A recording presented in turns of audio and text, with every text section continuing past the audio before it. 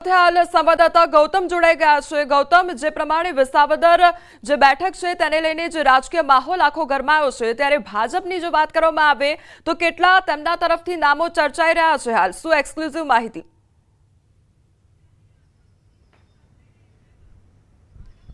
જેવી રવિવારે ચૂંટણીની જાહેરાત થઈ ચૂકી છે, એટલે કે પેટા ચૂંટણી રાજ્યની અંદર 2 બેઠકો ઉપર યોજાવાની છે. કડી અને વિસાવદર બેઠકની ચૂંટણી યોજાવાની છે, તેની જાહેરાત ચૂંટણી પંચ દ્વારા કરવામાં આવી છે. અને ત્યારબાદ ભારતીય જનતા પાર્ટી એક્શન મોડમાં આવી ચૂક્યું છે. એક્શન મોડમાં આવેલું ભારતીય જનતા પાર્ટીએ જે વિસાવદર વિધાનસભા બેઠક જે છે તેમાં પ્રભારીની નિયુક્તિ કરી દીધી છે. એટલે કે 2 પ્રભારીની નિયુક્તિ કરી છે અને 2 પ્રભારીની સાથે સંયોજક અને સહસંયોજકની પણ નિયુક્તિ ભારતીય જનતા પાર્ટી દ્વારા કરવામાં આવી છે. ત્યારબાદની પ્રણાલી ભારતીય જનતા પાર્ટીએ આજે સેન્સ પ્રક્રિયા માટે નિરીક્ષકો મોકલ્યા છે. નિરીક્ષકો ગ્રાઉન્ડમાં જઈ ચૂક્યા છે અને નિરીક્ષકો વિવિધ નામો અંતર્ગતની સેન્સ પ્રક્રિયા લઈ રહ્યા છે. આ સેન્સ પ્રક્રિયા અંતર્ગતની વાત કરવામાં આવે તો તેમાં 3 નામ મોખરે જણાઈ રહ્યા છે. આમ જોવા જઈએ તો એક સમયે ભારતીય જનતા પાર્ટીનો ગઢ વિસાવદર બેઠક જે છે તે ગણાતી હતી. ત્યારબાદ તે ગઢની અંદર ગાબડું જે છે તે કોંગ્રેસે પાડ્યું હતું, પરંતુ કોંગ્રેસે ગાબડું પાડ્યા બાદ ભારતીય જનતા પાર્ટી ફરી આ બેઠક મેળવવા માટેની કવાયત કરતી હતી, પરંતુ ત્યારબાદ મતદારોનો રૂખ અલગ જોવા મળ્યો હતો અને આમ આદમી પાર્ટીને 2022માં સુકાન જે છે તે મળ્યું હતું. આમ આ બેઠક જે છે તેની તાસીર અને રીતિ રિવાજ જે છે તે અલગ જોવા મળી રહ્યા છે. ક્યાંક ભારતીય જનતા પાર્ટીને સમર્થન કરતું હોય તે પ્રકારે જોવા મળ્યું હતું, ત્યારબાદ કોંગ્રેસને સમર્થન મળ્યું છે, ત્યારબાદ આમ આદમી પાર્ટીને સમર્થન મળ્યું છે. પરંતુ વાત કરીએ 3 ઉમેદવારોની તો 3 ઉમેદવારોના નામ અત્યારે હાલ તો ચર્ચાઈ રહ્યા છે. તેમાં સૌથી મહત્વનું નામ જો ચર્ચાઈ રહ્યું હોય તો ભૂપત ભાયણીનું નામ ચર્ચાઈ રહ્યું છે, કારણ કે ભૂપત ભાયણી જે છે તે 2022ની અંદર આમ આદમી પાર્ટીમાંથી ચૂંટણી લડ્યા હતા અને ત્યારબાદ તેઓ 1 વર્ષ જેટલો સમયગાળો જે છે તે વિસાવદરના ધારાસભ્ય તરીકે રહ્યા હતા અને ત્યારબાદ તેમણે રાજીનામું આપ્યું હતું. રાજીનામું આપ્યા બાદ હવે તેમનું નામ જે છે તે ભારતીય જનતા પાર્ટીમાંથી જણાઈ રહ્યું છે. એટલે કે ભારતીય જનતા પાર્ટી ભૂપત ભાયણીને સમર્થન કરે તે પ્રકારની વાત સામે આવી રહી છે. તેઓ પણ એક દાવેદાર માનવામાં આવી રહ્યા છે અને તેમને પણ સમર્થન મળે તો નવાઈ નહીં. એટલે કે આમ એમનું નામ જે છે તે ચર્ચાઈ રહ્યું છે. વાત કરીએ બીજા નામની તો બીજું નામ જે છે તે હર્ષદ રીબડિયાનું નામ ચાલી રહ્યું છે, કારણ કે હર્ષદ રીબડિયા જે છે તે કોંગ્રેસના ધારાસભ્ય હતા. કોંગ્રેસની અંદર તેઓ 2 ટર્મ સુધી ધારાસભ્ય રહ્યા હતા. વિસાવદર બેઠક ઉપરથી તેઓ જીતતા આવતા હતા. કોંગ્રેસમાંથી તે હતા ત્યારે તે ખેડૂત આગેવાન તરીકે પણ તેમની છાપ હતી અને વિસાવદર બેઠકની અંદર મોટા ભાગના ખેડૂતો જે છે તે હર્ષદ રીબડિયાને સમર્થન કરતા હતા. આ પ્રકારની વાત હતી, પરંતુ 2022ની પૂર્વે જે ચૂંટણી યોજાય તે પૂર્વે હર્ષદ રીબડિયાએ કોંગ્રેસ સાથે છેડો પાડીને ભારતીય જનતા પાર્ટીમાં જોડાયા હતા અને ભારતીય જનતા પાર્ટીએ 2022માં ઉમેદવાર તરીકે તેમને ઉતાર્યા હતા, પરંતુ તેમની કારમી હાર 2022માં થઈ હતી. પરંતુ ત્યારબાદ હવે વિધિવત રીતે આ જીતની અરજી જે છે તે કોર્ટમાં પણ પટકારી હતી અને કોર્ટમાં નિવેડો આવ્યા બાદ હવે પેટા ચૂંટણી યોજાઈ રહી છે. ત્યારે એવું પણ માનવામાં આવી રહ્યા કે સેકન્ડ દાવેદાર તરીકે હર્ષદ રીબડિયાનું નામ ચર્ચાઈ રહ્યું છે. ત્રીજું નામની વાત કરીએ તો ત્રીજું નામ જે છે તે કિરીટ પટેલનું નામ છે. કિરીટ પટેલ અગાઉ જિલ્લા પ્રમુખ તરીકે લાંબી ટર્મ સુધી રહ્યા હતા. જૂનાગઢની તમામ જે ચૂંટણી યોજાતી હતી તેમાં તેઓ દાવેદાર ગણવામાં આવતા. અગાઉ 2022માં તેઓ દાવેદાર હતા, પરંતુ તેમને તક મળી નહોતી. લોકસભાની ચૂંટણી વખતે પણ તેઓ જૂનાગઢ જિલ્લાના દાવેદાર ગણવામાં આવતા હતા, પરંતુ તેમાં તેને તક મળી નહોતી. હવે વધુ એક વખત આ તક મળશે કે કેમ તે અંગેની શંકા જે છે તે સેવાઈ રહી છે. એટલે કે ત્રીજું નામ કિરીટ પટેલનું ચર્ચાઈ રહ્યું છે. આમ 3 નામ મુખ્ય જે છે તે ભારતીય જનતા પાર્ટીમાં ચર્ચાઈ રહ્યા છે. સેન્સ પ્રક્રિયા ચાલી રહી છે. મોહન કુંડારિયા હોય કે પાઠકબેન હોય, આ બંને લોકો જે છે તે સેન્સ પ્રક્રિયાના નિરીક્ષક તરીકે પહોંચ્યા છે. લોકો સાથે વાર્તાલાપ કરી રહ્યા છે અને સેન્સ પ્રક્રિયા લઈ રહ્યા છે. ત્યારે સેન્સ પ્રક્રિયાના નામો અંતર્ગત કોને સમર્થન મળે છે અને ભારતીય જનતા પાર્ટી કોને ઉમેદવાર તરીકે ઉતારે છે, કારણ કે અગાઉની જ્યારે ચૂંટણી યોજાઈ હતી ભારતીય જનતા પાર્ટી દ્વારા ત્યારે 5 બેઠકો પર ચૂંટણી યોજાઈ હતી, તેમાંથી કોંગ્રેસમાંથી પક્ષ પલટો કરીને આવ્યા હોય અને તેઓ ફરી વખત મેદાને ઉતર્યા હોય, ચાહે અપક્ષના ઉમેદવાર હોય તેઓ મેદાને ઉતર્યા હોય અને તેમને ભારતીય જનતા પાર્ટીમાં ભેળવ્યા હોય અને તેમને સમર્થન મળ્યું હોય. આ પ્રકારની બાબતો જે છે તે જોવા મળી હતી. એ જ સિલસિલો અત્યારે પણ ભૂપત ભાયણીમાં જોવા મળે છે કે કેમ તે ઉપર સૌ કોઈની નજર મંડરાયેલી છે. પરંતુ હાલ તો 3 નામ ટોપ ઉપર ચાલી રહ્યા છે. કિરીટ પટેલ હોય, હર્ષદ રીબડિયા હોય કે પછી ભૂપત ભાયણી હોય, 3 નામોની ચર્ચા જે છે તે મોખરે ચાલી રહી છે. જી, અન્ય જે બેઠક છે તેના વિશે પણ વાત કરવી છે. કડી બેઠકની વાત કરવામાં આવે તો કડી બેઠક વિશે પણ હવે વાત કરવી છે. કડી બેઠકના કોંગ્રેસના દાવેદારોના નામ પણ અત્યારે ચર્ચાઈ રહ્યા છે. ન્યૂઝ 18 પર કોંગ્રેસના દાવેદારોની એક્સક્લુઝિવ માહિતી સામે આવી છે. કડી બેઠક પર કોંગ્રેસના 3 દાવેદારો હાલ છે રેસમાં. રમેશ ચાવડા, પૂર્વ MLA કડી પ્રવીણ પરમાર તેમજ 2022ની જે ચૂંટણી લડ્યા છે નરેશ બેંકર કોંગ્રેસ આગેવાન આ 3 નામો ચર્ચાઈ રહ્યા છે તો કડી બેઠકને લઈને પણ આ સંભવિત નામો સામે આવ્યા છે આ એક્સક્લુઝિવ માહિતી સામે આવી છે કોંગ્રેસના દાવેદારોની ન્યૂઝ 18 ગુજરાતી પર આ એક્સક્લુઝિવ માહિતી કડી બેઠક પર કોંગ્રેસના 3 દાવેદારો હાલ રેસમાં છે રમેશ ચાવડા પૂર્વ એમએલએ કડી તો પ્રવીણ પરમાર 2022ની ચૂંટણી લડ્યા છે નરેશ બેંકર કોંગ્રેસ આગેવાન આ 3 નામો અત્યારે ચર્ચાઈ રહ્યા છે તો કડી બેઠક પણ ખૂબ જ મહત્વની બેઠક એક તરફ વિસાવદર બેઠક પણ એટલી જ મહત્વની છે કારણ કે આમ આદમી પાર્ટીને કારણે કોંગ્રેસને પણ એટલું જ નુકસાન ભોગવવાનો વારો આવ્યો હતો અને કડી બેઠકને લઈને ચર્ચા કરવી છે અમારી સાથે સંવાદદાતા પ્રણવ જોડાયેલા છે પ્રણવ જે પ્રમાણે ગત વિધાનસભા ચૂંટણીની જો વાત કરવામાં આવે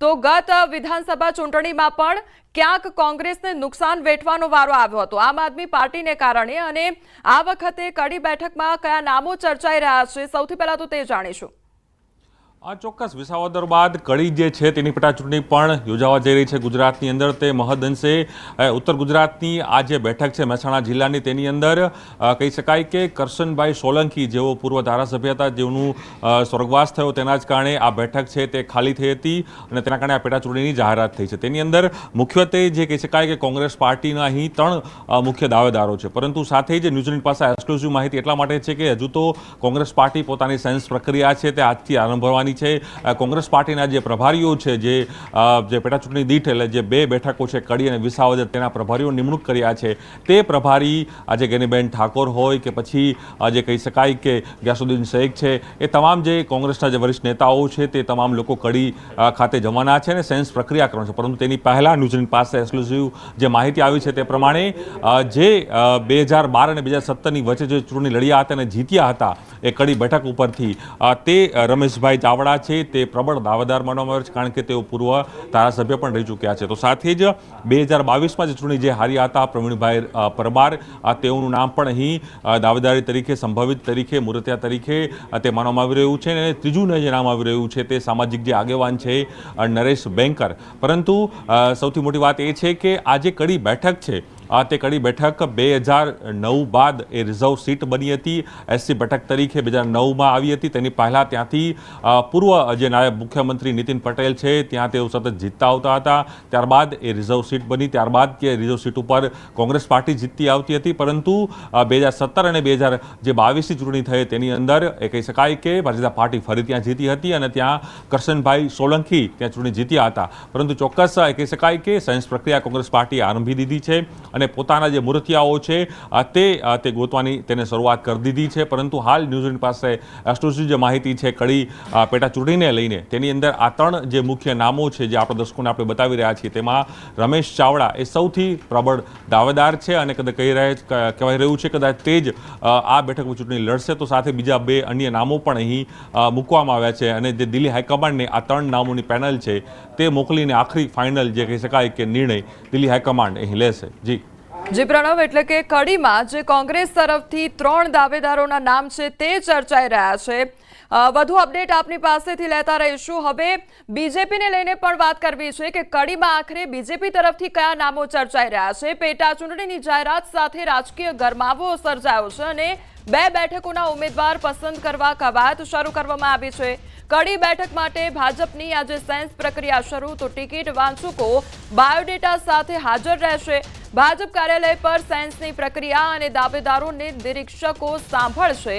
તો દાવેદારોને લઈને પણ અનેક ચર્ચાઓ વહેતી થઈ છે કડી બેઠકના ભાજપના દાવેદારોના નામ ન્યૂઝ 18 ગુજરાતી પર કડી બેઠક પર ભાજપના દાવેદારોની રેસમાં સુરેશ પરમાર પૂર્વ ધારાસભ્ય કરશન સોલંકીના પીએ હિતેશ મકવાણા પૂર્વ મેયર ગાંધીનગરના તેમજ નરેશ ચાવડા પ્રદેશ બેઠક સંયોજક રમેશ સોલંકી પૂર્વ ચેરમેન અનુસૂચિત જાતિ આર્થિક વિકાસ નિગમ પ્રવીણ પંડ્યા પૂર્વ ચેરમેન ડોક્ટર બાબા સાહેબ આંબેડકર અંત્યોદય વિકાસ નિગમ પૂનમ મકવાણા પૂર્વ સંસદીય સચિવ અને પૂર્વ ધારાસભ્ય પ્રહલાદભાઈ પરમાર પૂર્વ પ્રમુખ જિલ્લા પંચાયત મહેસાણા રામભાઈ પરમાર જિલ્લા પંચાયત સદસ્ય મહેસાણા અશોકભાઈ પરમાર નગરપાલિકા સદસ્ય કડી જશીબેન પરમાર જિલ્લા મહિલા મોરચા આગેવાન ભાવેશભાઈ ચાવડા એસસી આગેવાન અને વકીલ હિતુ કનોડિયા પૂર્વ એમએલએ ઈડર આ તમામ નામો કડી બેઠકને લઈને ચર્ચાઈ રહ્યા છે। સંવાદદાતા ગૌતમ અમારી સાથે જોડાઈ ગયા છે। ગૌતમ, જે પ્રમાણે વિસાવદર અને કડીને લઈને અનેક નામો જે ચર્ચાઈ રહ્યા છે, ત્યારે કડીને લઈને સવાલ આખરે ઉદ્ભવી રહ્યો છે કે બીજેપી તરફથી કયા એવા નામો જે ચર્ચાઈ રહ્યા છે અને કોણ જે પ્રબળ દાવેદાર અહીંયા જોવા મળી રહ્યું છે?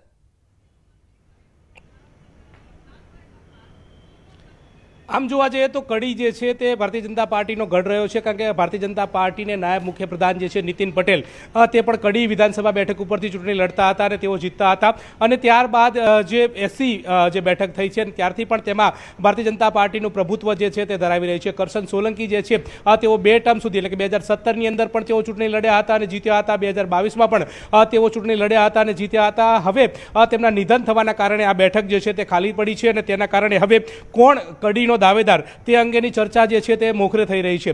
તે અંતર્ગત ભારતીય જનતા પાર્ટીએ તમામ પ્રકારની કાર્યવાહી જે છે તેની શરૂઆત કરી દીધી છે।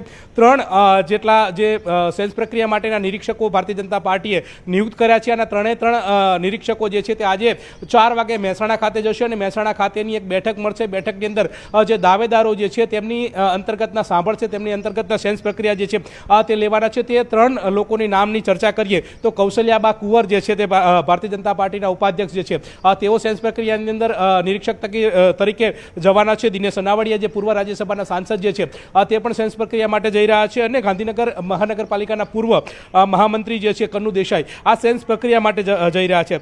ત્યારે વાત એ છે કે કડીના દાવેદારો કોણ? કડીના દાવેદારોની વાત કરીએ તો 7 થી 8 જેટલા દાવેદારોના નામ અત્યારે હાલ તો સંભવિત દાવેદારો તરીકે સામે આવી રહ્યા છે। તેમાંથી 2 પૂર્વ ધારાસભ્યના નામ જે છે તે ચર્ચાઈ રહ્યા છે। એટલે કે પહેલી વાત કરીએ પૂર્વ ધારાસભ્યની તો પૂનમ મકવાણાની। પૂનમ મકવાણા દસાડા વિધાનસભા બેઠક ઉપરથી અગાઉ ચૂંટણી લડ્યા હતા, જીત્યા હતા અને સંસદીય સચિવ પણ રહી ચૂક્યા છે। તેમનું નામ જે છે તે પણ ચર્ચાઈ રહ્યું છે। એ જ રીતે ઈડરના પૂર્વ ધારાસભ્ય હિતુ કનોડિયા કે જેઓ કલાકાર છે અને તેમને 2022માં તક નહોતી મળી, તેમનું નામ પણ ચર્ચાઈ રહ્યું છે। એટલે કે આમ 2 જે પૂર્વ ધારાસભ્યો જે છે તેમના નામ ચર્ચાઈ રહ્યા છે। એ જ રીતે પૂર્વ 2 ચેરમેન જે છે રહી ચૂક્યા છે ભારતીય જનતા પાર્ટીમાંથી, તેમના નામ પણ ચર્ચાઈ રહ્યા છે। તે અંતર્ગતની વાત કરીએ તો પૂર્વ અંત્યોદય વિકાસના ચેરમેન જે છે તેમનું નામ છે પ્રવીણ પંડ્યા જે છે તેમનું નામ ચર્ચાઈ રહ્યું છે। તે પણ મજબૂત દાવેદાર ગણવામાં આવી રહ્યા છે અને તેમને પણ ચોક્કસ રીતે સ્થાન મળે તો નવાઈ નહીં, તે પ્રકારની વાત સામે આવી છે। એ રીતે રમેશ સોલંકી જે છે તે પૂર્વ ચેરમેન અનુસૂચિત જાતિ આયોગના આર્થિક વિકાસના જે છે તેમનું પણ નામ ચર્ચાઈ રહ્યું છે। અને આ ઉપરાંત સ્થાનિકની વાત કરવામાં આવે તો સ્થાનિક તરીકે જે અત્યારે હાલ જિલ્લા પંચાયત તાલુકા પંચાયતમાં જે ફરજ બજાવી રહ્યા છે, જે સદસ્ય જે છે અને કામગીરી કરી રહ્યા છે, તેમના નામ ચર્ચાઈ રહ્યા છે। તેમાં તેની વાત કરવામાં આવે તો જે કહી શકાય કે પ્રહલાદ પરમાર જે છે તે પૂર્વ જિલ્લા પંચાયતના પ્રમુખ જે છે તેમનું નામ ચર્ચાઈ રહ્યું છે। રામભાઈ પરમાર જિલ્લા પંચાયતના સદસ્ય જે છે તેમનું નામ ચર્ચાઈ રહ્યું છે। અશોક નાગર જે છે પરમાર જે છે તે નગરપાલિકા કડીના સદસ્ય છે, તેમનું નામ ચર્ચાઈ રહ્યું છે। એક મહિલા ઉમેદવારનું નામ પણ સામે આવી રહ્યું છે, એટલે કે જિલ્લામાં મહિલા આયોગના મોરચાના આગેવાન જસીબેન પરમાર જે છે તેમનું નામ ચર્ચાઈ રહ્યું છે। આમ વિવિધ નામો જે છે તે ચર્ચાઈ રહ્યા છે, પરંતુ સૌથી મહત્વની વાત કરવામાં આવે તો જે ભારતીય જનતા પાર્ટી જે